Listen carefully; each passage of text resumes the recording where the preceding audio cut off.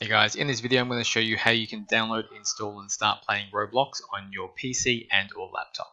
So once you go to roblox.com, this page here is going to load. You just need to follow these prompts here to enter all of your details. Then we're going to click here sign up. And then to finish your account setup, it says here that you need to add an email or a phone number.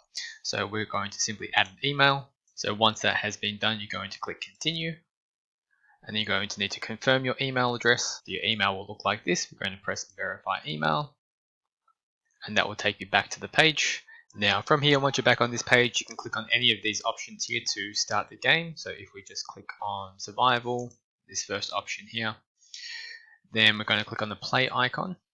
Now it's just currently loading.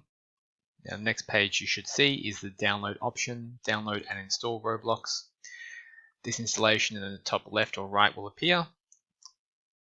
Verify. So as you can see, it's currently downloading now.